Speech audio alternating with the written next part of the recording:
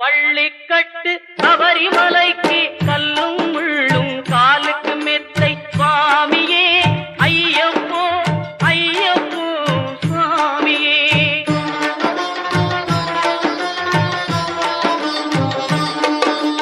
நெய்யபிஷேகம் சுவாமிக்கே கற்பூர தீபம் சுவாமிக்கே ஐயப்பன்மார்களும் கூறிக்கொண்டு ஐயனை நாடி சென்றிடுவார் சபரிமலைக்கு சென்றிடுவார்.